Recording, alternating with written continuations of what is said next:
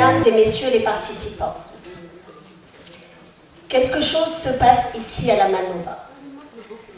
L'intelligence collective, la persévérance et un brin de folie créateur originel ont fait naître ici, à l'université de la Manouba, une formule de rassemblement scientifique d'un genre nouveau, d'un genre inédit. Notre mandat électif commençait à peine.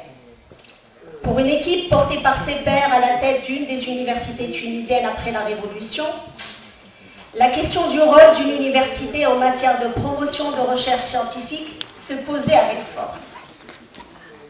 Que pouvait faire cet assemblage d'établissements à cause de sa puissance transversale et parce que la culture plurielle permet de faire de l'université autant un espace de formation scientifique qu'un lieu d'apprentissage direct de la citoyenneté. C'est ainsi que le symposium finit avec une exposition sur l'histoire de la typographie arabe. C'est pour les mêmes raisons que nous avons donné à la séance inaugurale de ce matin une facture à la fois collective et multidisciplinaire, conformément à la ligne directrice du symposium. Permettez-moi à ce titre de remercier vivement nos collègues Rajeb Ben Sleman, Hamadi Ben Jabala, Fawzia Sharki, Amor Belileti, Adzel Mahchoub et Riyad Ben Achour, d'avoir accepté d'apporter à cette séance leurs points de vue respectifs sur le couple temps court, temps long, et de se prêter au jeu de l'interdisciplinarité. Grâce à eux, nous entendrons parler de psychanalyse, de philosophie, de physique, de géographie, d'histoire, de droit et d'économie. Chers collègues, chers amis, merci à toutes et à tous. Monsieur le Président, je vous donne la parole.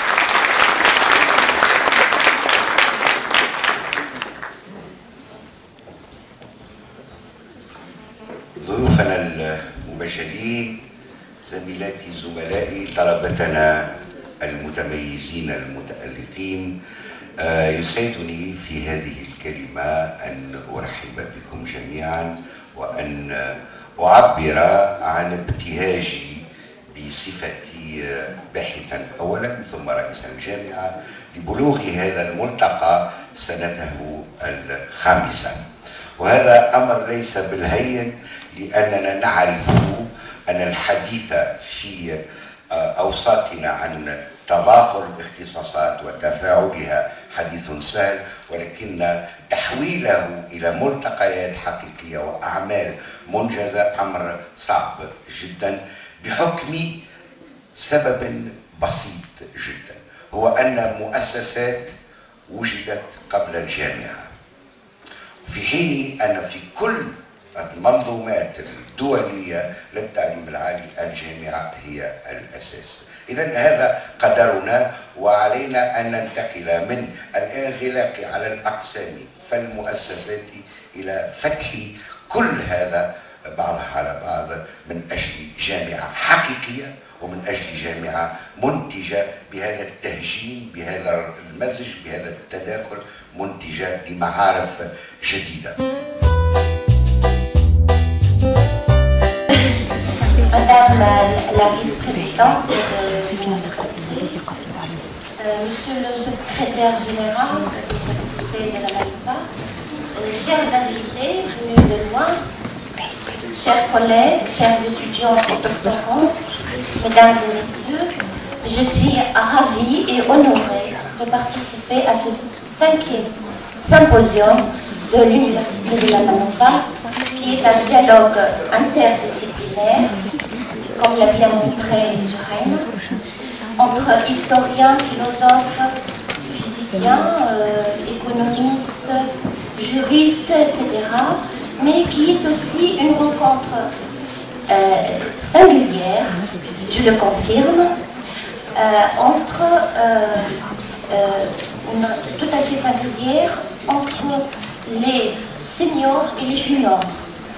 Les seniors, qui sont des ténors de l'université tunisienne, parlent le matin et les étudiants rendent compte l'après-midi.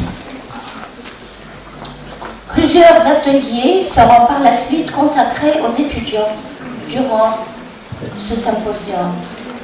Je reconnais là l'empreinte de ma collègue et amie Ahmad Benden, que j'aimerais saluer moi aussi ce matin. Et son souci de pallier à la fracture générationnelle, à ce qu'elle appelle la fracture générationnelle, en plus de ce souci de l'université de la Manama de décloisonner les disciplines, les différentes disciplines. Je me souviens du congrès des intellectuels tunisiens contre le terrorisme que nous avions organisé avec d'autres collègues en 2015. Suite à ce congrès, nous avions entamé des actions qui devaient se conformer à un cahier de charges exigeant la participation des étudiants et des jeunes avec les adultes. On avait décidé d'engager 2 tiers. Il faut que 2 tiers des participants à ces actions citoyennes et culturelles soient des jeunes, tout en respectant aussi le principe de la parité filles, garçons et hommes-femmes. À l'heure actuelle, comment décloisonner les différentes dimensions de l'expérience humaine sans le confondre? Comment les distinguer sans les séparer? Comment repenser autrement ce que nous avons toujours pensé sans s'en tenir au schéma d'une tension entre affect et intellect, sacré et profane, humain et divin, mythe et science, Athènes et Jérusalem, Orient et Occident. Autant de préjugés à repenser fondamentalement. Qui pourrait arrêter le temps pour en faire une éternité? Qui pourrait empêcher l'éternité d'engendrer le temps ou le continu de donner lieu au discontinu? L'anthropos, le microcosme, a cru des siècles durant que son cœur bat au rythme du cosmos, du macrocosme. Le temps de son esprit répond à celui de son corps. Comme le corps, l'esprit naît, se développe, mûrit et se corrompt. Chez Aristote, tout comme chez Ibn Sina, la psychologie est un chapitre de la physique. Donc, et dans la scala naturelle, l'échelle de la nature, il n'y aurait que des différences de degrés et non des différences de nature. Une hiérarchie et non des ruptures. La musique de nos instruments mire ou se mire, comme chez Platon et Kepler, dans celle des sphères célestes, dans la musique des sphères célestes. Nous avons affaire à la même chose. Les rapports géométriques étant les mêmes entre sons harmonieux des symphonies et mouvements célestes uniformes. On a pensé retrouver une harmonie similaire entre le temps de l'esprit et le temps du corps, au moins un parallélisme. À la suite de Darwin, Haeckel a hardiment soutenu que dans le ventre de sa mère, le fœtus récapitule tous les mouvements, tous les moments de l'évolution de son espèce. Le temps court résume tout le temps long. Auguste Comte, sans s'engager dans cette voie qu'il ignorait d'ailleurs, a pensé retrouver le primitif dans l'enfant, l'ancien dans le nouveau, les temps primordiaux dans le temps que nous vivons. Il a pensé retrouver les premiers sourires de la raison humaine, l'esprit mythique, magique, théologique, dans la pensée infantile. L'innocence du sauvage, chez Rousseau par exemple, son animisme, son vitalisme, son mysticisme, son anthropomorphisme se projette dans la psychologie de l'enfant. En général, l'ontogenèse est une philogenèse en miniature. Le devenir de l'individu est en miniature le devenir de toute son espèce. Donc, on est arrivé à l'élaboration de calendriers, mais pour établir des calendriers, eh bien, il faut définir des durées. Donc, on a défini l'année sous l'ère lunaire, on a défini les mois sous l'ère lunaire, et puis on a défini le jour. Mais pour définir le jour, là, il faut savoir ce qu'est le jour. Alors, je ne vais pas vous faire un cours de physique, je vois qu'il y a des étudiants là qui quittent un peu effrayés par la physique, mais n'empêche que tout le monde aujourd'hui a des montres, tout le monde utilise le temps, et en fait, on va dire l'unité qui est à la base de toute cette mesure du temps, c'est la seconde. Alors, on peut penser qu'au fond c'est très facile, la seconde c'est quoi? Eh bien la seconde c'est la 86 400e partie du jour solaire. Bon. Donc c'est très facile, un jour c'est 24 heures, l'heure c'est 3600 secondes, et bien ça y est, on a défini la seconde. Et voilà, le problème c'est que, encore faut-il que cette unité soit acceptée par tous. Alors là, cette seconde dont je viens de parler, c'est l'unité la première unité qui a été adoptée à l'échelle de la Terre. Et c'est intéressant de savoir quand est-ce qu'elle a été adoptée. Eh bien, elle a été adoptée en 1799, 10 ans après la Révolution française. Et on peut s'étonner quel est le lien entre la définition de la seconde et la Révolution française. Eh bien, le lien, c'est l'universalité. Parce que avoir donc un système d'unité à l'échelle internationale, c'est un besoin de cohérence, c'était un besoin qui était nécessité par eh bien, les voyages, donc les gens ont eu besoin de se connecter et d'avoir une même évaluation du temps.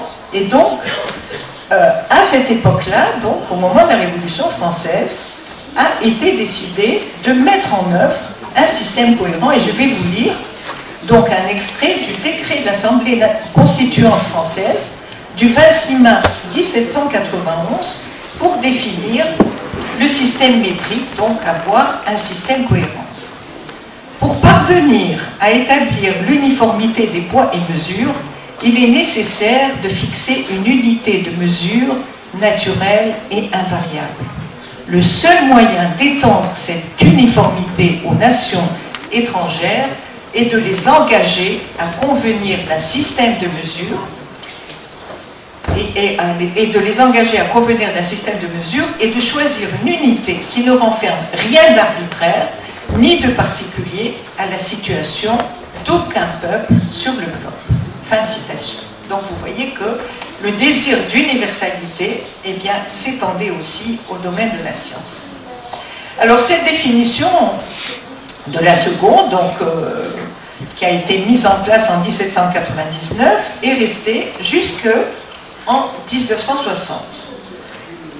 Et alors, elle a été supplantée en 1960 par une autre unité qui fait appel aussi aux astres, au soleil, etc., dont je n'entre pas dans le détail, et qui était donc plus précise. Mais les physiciens ont toujours besoin de mieux, et donc en 1967, ils ont décidé de définir la seconde, non pas à partir des astres qui remplissent le ciel, mais à partir de l'atome. Alors l'atome, donc c'est un système microscopique, et vous voyez que si je relis ça à ce que je disais tout à l'heure, c'est-à-dire en fait, quand on définit une unité, il faut qu'il y ait un système qui soit universel, qui soit invariable, et puis là, si on a choisi l'atome, c'était pour avoir plus de précision, et donc, pourquoi on a plus de précision? Parce que dans l'atome, il y a des phénomènes qui mettent en jeu des durées beaucoup plus courtes, et donc, on peut avoir effectivement une meilleure précision. Alors, évidemment, ça n'a été possible que parce que la science du monde microscopique a pu avancer, et donc, début du XXe siècle, on a compris avec la théorie quantique comment était constituée la matière et surtout ce qui se passait à l'intérieur de l'atome, et surtout, qu'est-ce qui fait qu'un atome peut émettre de la lumière ou capter de la lumière ou absorber de la lumière. Et quand je dis la lumière, je peux aussi dire plus largement le rayonnement électromagnétique. Alors le rayonnement électromagnétique, c'est ce que vous recevez sur votre téléphone portable, c'est ce qui anime le four à micro-ondes, c'est les ondes radio que vous captez sur votre parabole, etc. Et donc, la lumière n'est qu'une petite partie de ce rayonnement électromagnétique. Alors, pour revenir à la seconde, eh bien, la seconde est définie à partir d'un processus donc, qui fait intervenir ce qu'on appelle des transitions dans l'atome entre deux niveaux. Transition, donc le passage entre deux niveaux d'énergie. Et cette définition de la seconde permet, donc entre deux niveaux d'énergie dans l'atome, permet d'avoir une précision qui va être donc de l'ordre du milliardième, si ce n'est pas moins que le milliardième de seconde. Alors, l'atome qui est choisi, c'est l'atome de césium-133. Et quand je disais tout à l'heure c'est un système universel, eh bien, cet atome de césium qui est choisi, il est le même à Tunis, à Rabat, à New York ou au Caire. Donc, vous voyez que c'est un système qui est effectivement reproductible et donc il peut satisfaire les physiciens. Alors, beaucoup d'horloges ont été fabriquées sur la base donc, de l'émission et de l'absorption par un atome. C'est ce qu'on appelle les horloges atomiques. Et je vais vous donner la précision de ces horloges. Alors, c'est 1 seconde pour 30 millions d'années. Donc, en fait, les horloges ne se trompent que d'1 seconde sur une durée de 30 millions d'années. Alors, on peut dire, bon, c'est très bien, mais actuellement, les physiciens veulent continuer donc, les recherches pour aller vers des précisions encore plus grandes. Alors, bien sûr, là, j'ai beaucoup insisté sur voilà, cette mesure du temps, parce que, en fait, vous voyez que toute notre vie quotidienne est conditionnée aujourd'hui par ces temps très courts. Tout le monde sait ce qu'est un GPS.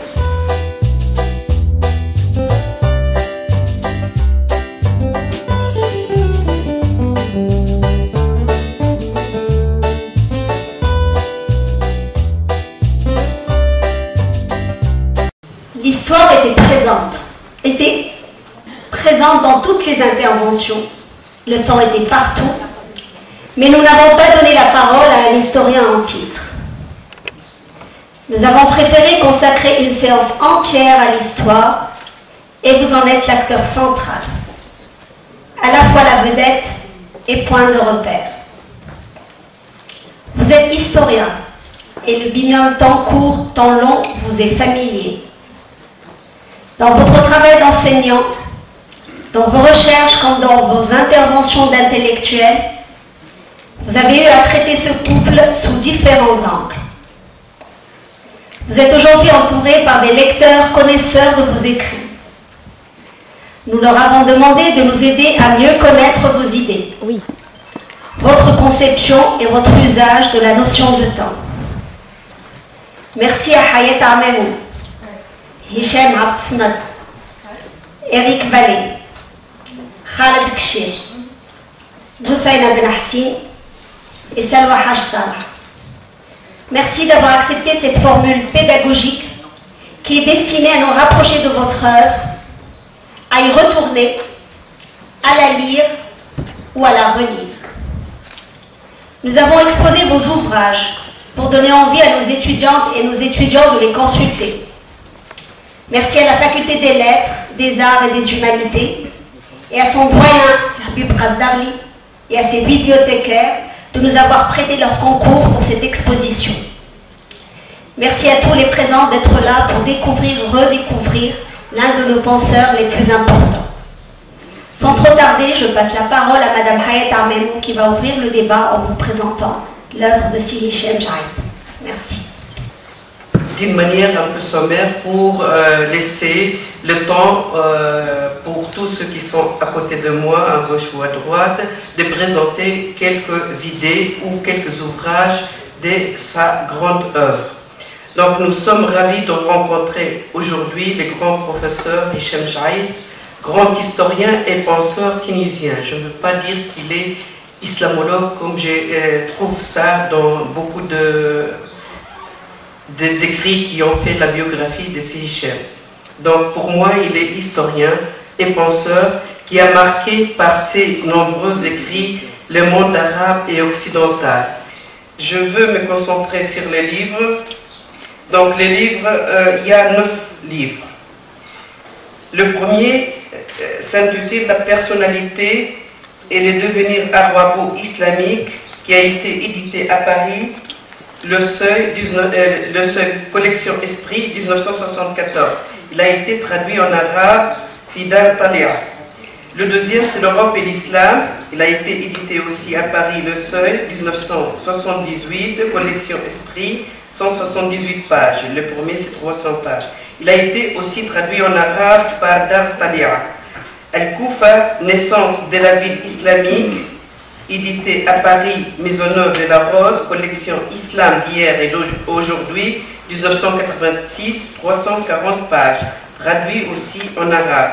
La grande discorde, religion et politique dans l'islam des origines, Paris, Gallimard, 1989, collection Bibliothèque des histoires, traduit aussi en arabe par Dar Talia de 1990. Il a édité aussi 2 livres en arabe dans la trilogie de la Sira Muhammadienne. Le premier s'intitule Sira Muhammadiyya Wahad, Al-Qur'an wal-Wahy wal-Nubuwa, Dar Talia, Beyrouth, 1999. Tarjamahu Hicham Abd Samad sous le titre La vie de Mohammed, volume 1, Révélation et prophétie, Paris Fayard 2001. Puis il a édité entre les 2 livres de la Sira La crise de la culture islamique, Paris Fayard 2004, 336 pages, traduit lui aussi en arabe. En 2004, il a édité la fondation du Maghreb islamique, Asfaqs Dar al-Amal, traduit en arabe par Dar Talia. Je commencerai par un texte qui est un texte, à mes yeux, fondamental pour comprendre votre œuvre, qui est donc ce premier livre important que vous avez publié, La personnalité et le devenir arabo-islamique, en 1974. J'ai connu très tardivement cet ouvrage, mais il m'a permis véritablement de comprendre, ou de peut-être essayer de comprendre, ce que vous avez voulu faire à travers une œuvre de plusieurs décennies. Donc permettez-moi de commencer par lire simplement quelques phrases. Pour moi, Hicham Jaïd, c'est non seulement un très grand historien, c'est aussi un très grand écrivain. Je suis malheureusement pas tout à fait capable de pouvoir le juger entièrement en arabe, mais en tout cas en français. C'est un écrivain magnifique qui transporte ses lecteurs. Je citerai juste une phrase d'un de mes étudiants, donc j'ai l'habitude de donner à lire La Grande Discorde, et un jour cet étudiant m'a dit « Monsieur, ce livre est un feu brûlant ». Il avait un feu brûlant entre les mains. C'est un feu brûlant parce que l'histoire de La Grande Discorde est un feu brûlant, mais aussi parce que Hicham Jaïd trempe sa plume dans la passion de la compréhension de ces hommes qui nous viennent, des hommes du passé, de ces épisodes enfouis qu'il remet, donc, à qui il rend une actualité, une présence. Et donc, c'est cette plume aussi, c'est à cette plume que je voudrais rendre hommage pour commencer. Alors voilà ce que vous dites dans la première page de La personnalité et le devenir arabo-islamique. Ce livre, j'emportais depuis longtemps en moi-même les principaux éléments. L'écrire et lui donner sa forme était une autre affaire. J'hésitais à m'engager dans cette aventure, en dépit de l'encouragement de quelques amis, comme si j'étais frappé par une impuissance à réaliser. Cette impuissance qui me semble caractériser l'intellectuel tunisien et plus largement maghrébin. Il a fallu des circonstances exceptionnelles pour que je me jette dans ce travail et que je le poursuive contre les résistances intérieures et les pressions extérieures. La base de départ de cette réflexion a été mon expérience d'homme tunisien. En Tunisie, J'évoquais dans des mondes divers où j'avais pu observer des points de vue différents sur les choses. J'ai vécu avec les problèmes qu'on y évoquait, qui étaient miens, et que j'avais fait miens. Mais la multiplicité des relations humaines n'apporte pas seulement un certain enrichissement. Elle entraîne la confrontation, un défi à la cohérence du moi, débouche à la limite sur la souffrance et la solitude. En Tunisie, je n'étais à l'aise dans aucun milieu précis. Dans ce désajustement, il y avait tout à la fois la soif d'horizons intellectuels plus vastes et une révolte contre des défis constants à la raison et à l'homme. C'est que l'esprit libre est investi par toutes sortes de fanatismes et qu'il n'est à l'aise dans aucun carcan, dans aucune vision partielle ou préétablie des choses. Ainsi, cette recherche vise-t-elle avant tout à me faire voir clair en moi-même, à préciser mes idées et sur ce qui me préoccupe, à prolonger une quête souterraine de la vérité. Était-ce cela un malaise singulier? Je crois que l'inquiétude et l'insatisfaction sont aujourd'hui le sombre privilège de la conscience intellectuelle maghrébine. Mais ce qui est ailleurs fermement propice à l'expression et à la création devient ici piétinement, impuissance, stérilité. Pourquoi, dans l'évolution actuelle du Maghreb, manifeste est la primauté de l'action et de la politique sur la pensée, le savoir, la culture. La pensée est aliénée par l'histoire immédiate, qu'elle ne domine pas, qui la traverse et se réfléchit en elle. Sans doute, le climat d'oppression politique qui règne dans nos contrées, de l'extrême-orient à l'extrême-occident arabe, explique-t-il largement ce musellement de l'expression, mais l'étouffement de la liberté n'a jamais réussi à endiguer tout à fait les poussées de l'intelligence. Si ma réflexion peut être située dans le sillage de la pensée réformatrice islamique, c'est ce que vous dites quelques pages plus loin dans l'introduction de ce livre, si elle la prolonge dans son intention, sur le plan du contenu, elle s'en écarte tout à fait. En tant que je recherche des éléments d'une vision générale de l'histoire, mais tirés vers les problèmes de mon monde, inconsciemment, je continue la tradition de la pensée historique maghrébine. À chaque grande crise de civilisation, chaque fois qu'on s'est retrouvé à la fin d'un monde, a surgi dans l'ère maghrébine une réflexion sur l'histoire. Saint-Augustin, Ibn Khaldoun et Khaireddin Pacha ont accompagné la fin de l'Empire romain, la fin de l'islam médiéval, la mort de l'islam turco-méditerranéen issu du XVIe siècle. Leur philosophie de l'histoire est bien ce qu'a sécrété de plus vigoureux dans ce domaine la culture de la Méditerranée du Sud. Sans doute, la phase contemporaine qui en un siècle a vu l'intrusion massive de l'Occident, puis l'émancipation politique, devrait-elle susciter à son tour un courant de pensée qui, dans le déchirement, prendra acte de la fin d'une époque et en théorisera la conscience la plus aiguë. Et vous finissez donc cette introduction en me présentant votre livre comme un appel à la conscience arabe et islamique. Son ambition suprême est d'en provoquer l'éveil. Il y a dans le monde arabe et islamique un emprisonnement de la parole, une séparation du pensé et du dit. Il faut porter sur la place publique ce qu'on pense, contre les terrorismes de tout ordre, contre les modes intellectuels, les traditions d'école. Ce discours s'exprime dans un langage clair, à l'adresse de la conscience élevée, mais néanmoins simple et engagée dans la vie humaine. Alors il me semble que dans ces quelques extraits, il y a là, je dirais, toute une série de thèmes extrêmement forts que vous avez poursuivis tout au long de votre œuvre. Il y a d'abord la question de l'intellectuel dans le contexte tunisien et maghrébin, sa place dans sa société, ce que vous appelez le désajustement, l'incapacité des ajustements sociaux, des ajustements intellectuels, la question aussi de cette impuissance, de cette stérilité, que vous liez directement à la domination de l'action immédiate, du temps immédiat sur la pensée. Et tout au long de votre œuvre, on vous voit combattre pour une vision beaucoup plus large, beaucoup plus étendue, qui se détache des contingences du présent, de l'agitation politique du présent, pour essayer de percevoir un certain nombre de structures profondes de l'histoire. Il y a aussi dans ces textes le refus du dogmatisme, le refus des slogans tout faits, le refus des idées toutes faites, de l'idéologie, pour privilégier un contact direct avec les hommes du passé, et peut-être aussi à travers les hommes du passé, l'ensemble du monde, de l'universalité. Et puis il y a aussi dans ces textes un éloge de l'histoire comme discipline libératrice de la pensée, mais une histoire qui ne se limite pas à raconter simplement des faits, une histoire qui s'inscrit dans une activité intellectuelle plus large, qui va emprunter également à la psychanalyse, aux différentes sciences humaines et sociales, et une histoire qui renvoie finalement aussi à soi-même. J'ai été, je dois dire, extrêmement ému de lire dans cette première page de la personnalité islamique l'évocation de la solitude, parce que je pense que c'est une question qui se pose à tout chercheur, à tout intellectuel qui essaie d'effectuer son travail de la manière la plus honnête.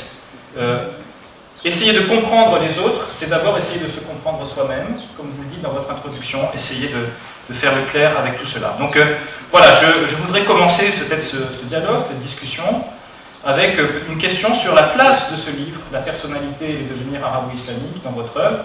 Moi, j'y vois une sorte de livre qui est à la fois, comme vous le dites, un appel à la conscience de vos contemporains, mais qui est avant tout un appel à votre propre conscience, qui a été une sorte de livre qui vous a lié pour le reste de votre vie intellectuelle à un programme que vous avez cherché à développer à travers vos œuvres. Donc voilà, j'aimerais savoir comment, aujourd'hui, à presque un demi-siècle d'écart, quel regard vous portez sur cet ouvrage fondateur.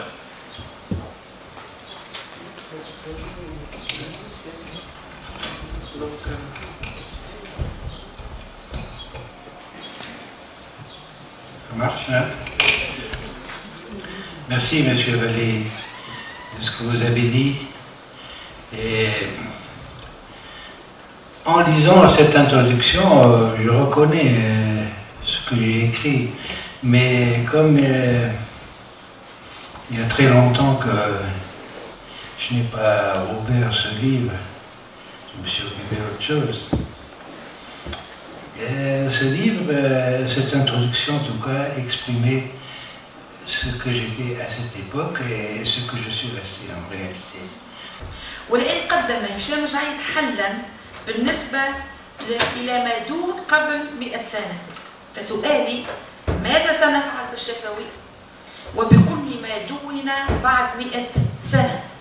وقبل أن أحيل الكلمة إلى أستاذي للإجابة عن هذه الأسئلة، حاول في كتابه الوحي والنبوة والقرآن وفي هامش رقم 73 إيجاد تفسير لهذه التساؤلات. يقول في هذا الهامش: لا يعني ذلك أن المروي الجماعي والموروث في أي حضارة لا يحتفظ بحقائق تاريخية، وهي في المجال الديني تتخذ لنفسها سلطة، وليس بالضرورة لأنها ترفع حديثا إلى المؤسس، بل لأنها تكتسب وجاهة من الماضي الإنساني المتمدد في الحاضر.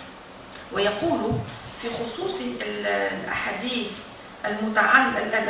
والآثار التاريخية المتعلقة بالفطرة المكية، وهي ضبابية خلافا للفطرة المدنية، من حق المؤرخ ألا يقبلها كمصدر تاريخي.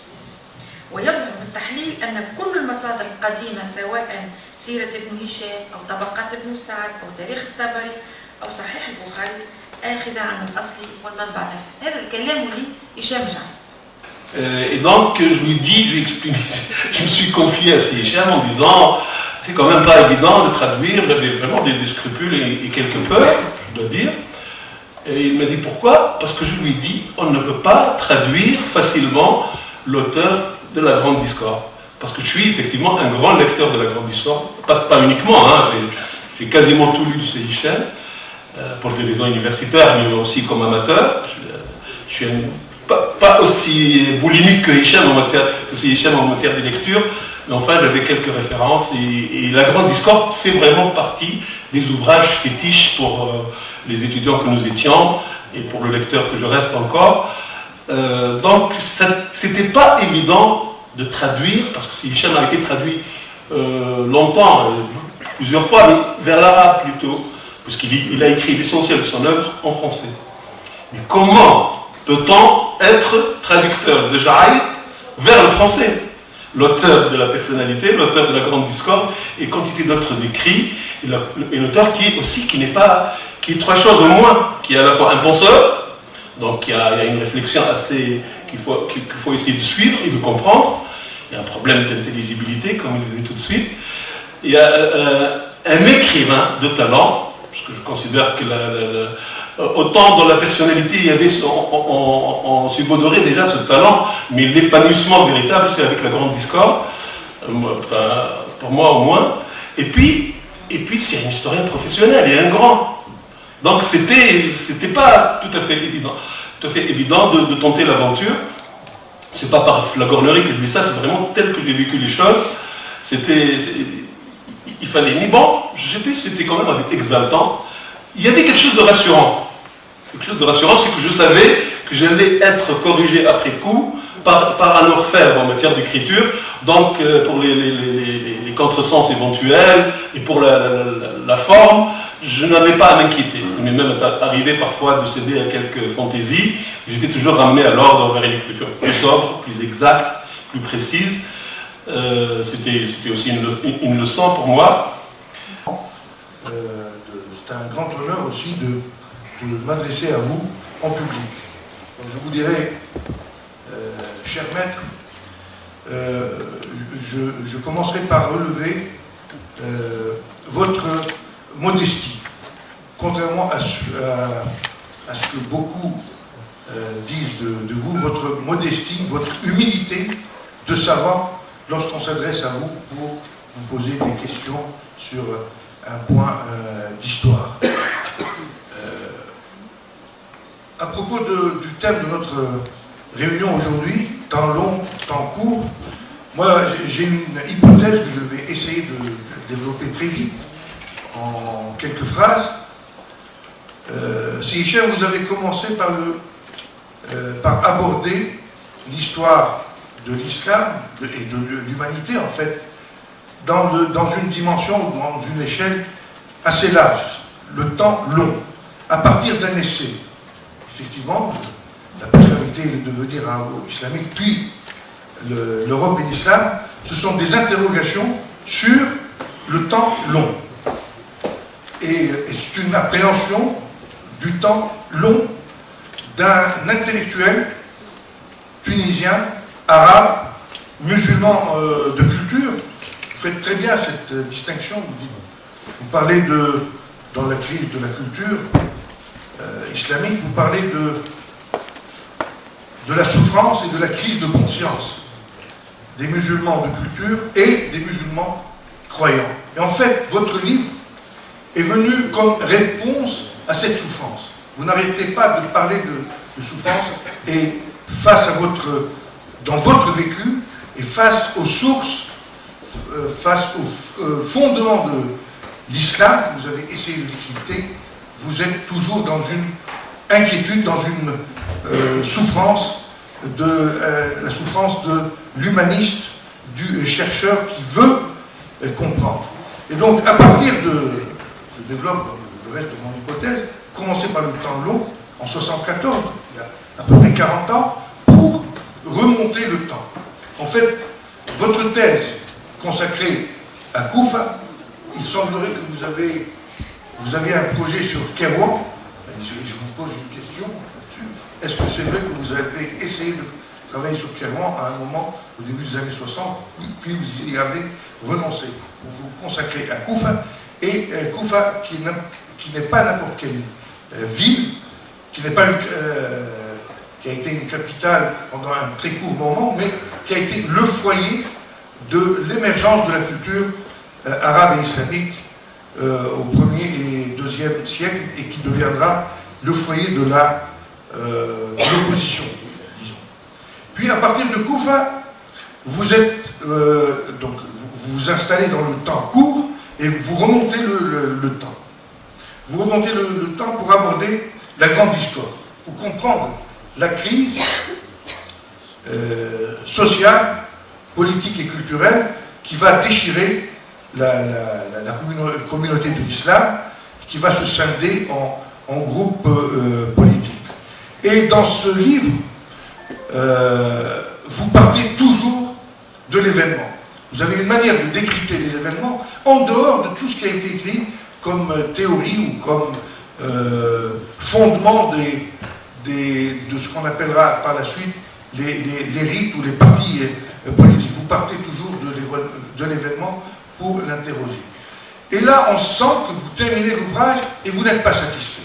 Et là, vous décidez à remonter encore plus loin, donc au fondement même de l'islam, c'est-à-dire la biographie de Mohammed.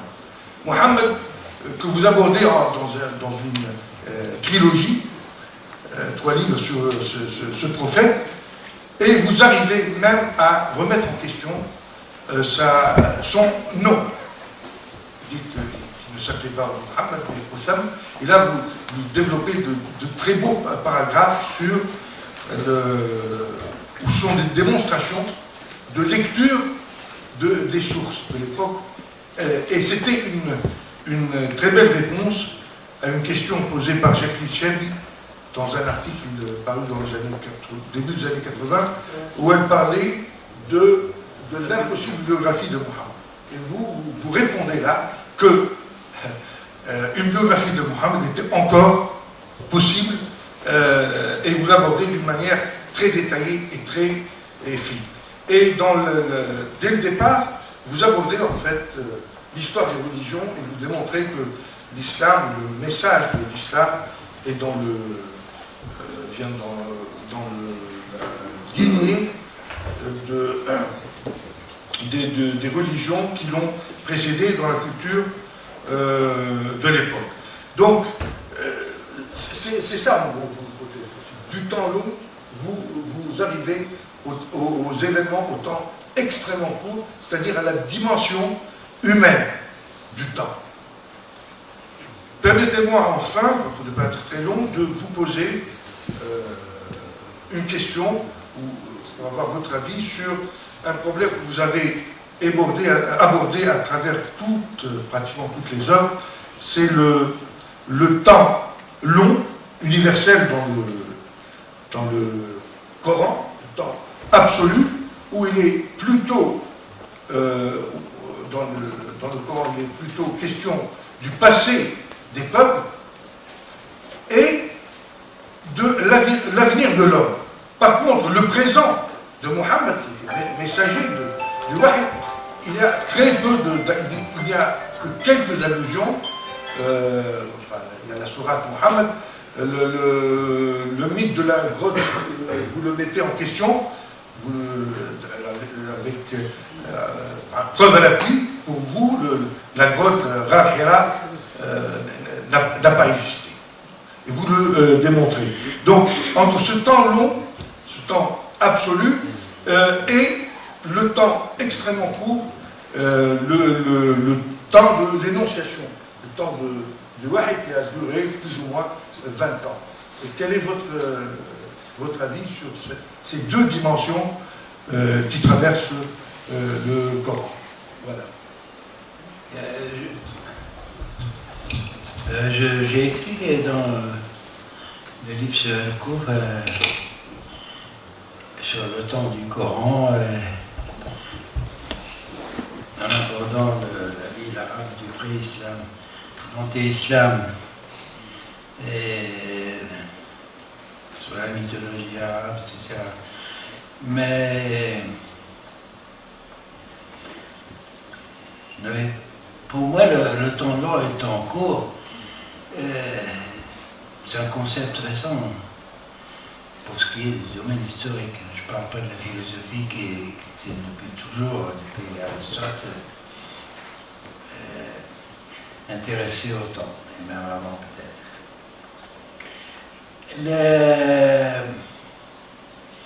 La longue durée, le temps long, dont Baudin était un théoricien, avec la brousse. Bon, mais c'était dû à l'influence de l'économie, de l'économisme historique, lequel intérêt pour l'économie, à mon avis, a subi l'influence de Marx. L'intérêt de l'économie, en plus, dans l'école française historique, il y a l'intérêt pour la géographie, la liaison intime entre géographie et histoire, ce qui a été démontré par la Méditerranée de Brodel. Là, c'est le temps long. Elle a théorisé sur la longue durée. Parce qu'à l'origine, les historiens, pour eux, le temps historique, c'est l'événement. C'est l'événement, ce n'est pas la vie ordinaire qui peut se prolonger, c'est pas la notion de civilisation qui est d'ailleurs une notion qui vient du XVIIIe siècle, c'est l'événement. Les grands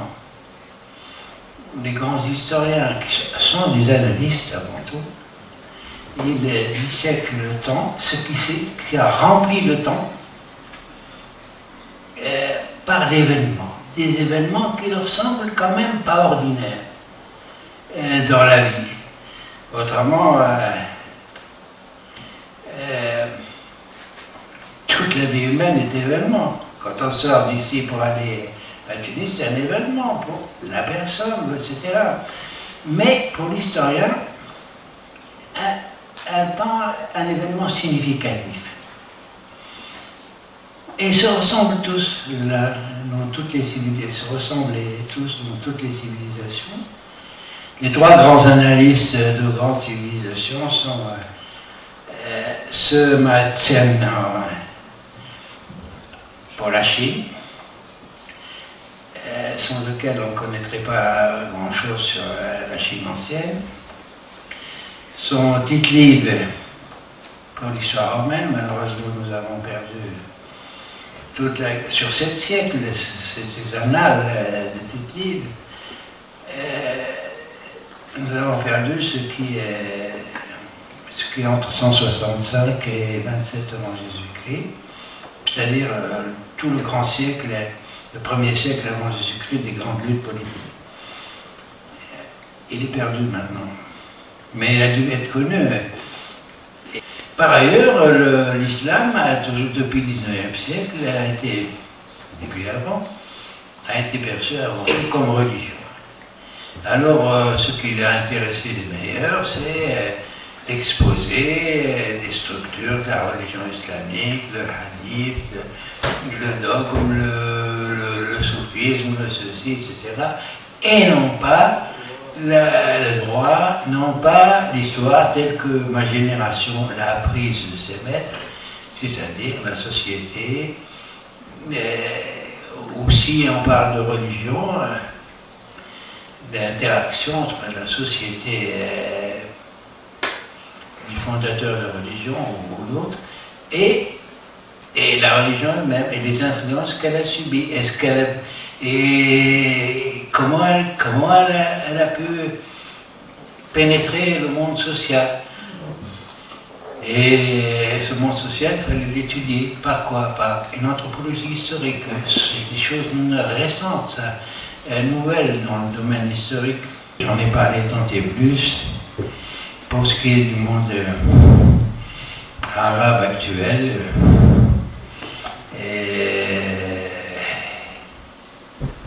on sait ce que se passe, c'est déchiré par des guerres civiles, mais par quelque chose aussi qui est tout à fait de l'ordre de l'absurde, ou je ne sais quoi, c'est ce terrorisme tous azimuts qui touche le monde entier, qui se réclame soi-disant de l'islam. Mais on n'a jamais vu, mais il y a eu des anarchistes avant, il y a eu ceci, cela, mais on n'a jamais vu cette idée qu'ensemble ils s'attaquent au monde entier, comme si le monde entier était leur ennemi. Bon. Que le Moyen-Orient soit actuellement en état de violence, de drame, de tragédie, c'est au fond dans l'ordre des choses, parce que il y a comme une espèce de périodicité où les hommes s'entretuent à tir larigot. Et d'une manière assez absurde, mais d'une manière régulière aussi. Après la Deuxième Guerre mondiale qui a eu lieu en Europe, et un peu dans le Pacifique, c'est le tour du Moyen-Orient. Et après, ce sera le tour de l'Asie. Ça a toujours été comme ça. Peut-être de l'Australie ou Dieu sait où. Mais c'est un phénomène historique permanent. Venu dans un monde particulièrement rationalisé dans ses inventions, dans ses etc., dans ses réussites économiques, dans l'ensemble quand même. C'est un ensauvagement. Mais cet ensauvagement a eu lieu dans l'Allemagne nazie et maintenant il a lieu ailleurs et demain ailleurs, Dieu sait où. C'est tout ce qu'il y a à dire. شكرا سي شمجايت على هذه الأمسية الجميلة التي قضيناها معه، ونتمنى أن يتجدد اللقاء معه في أماكن أخرى وفي هذا المكان. شكرا.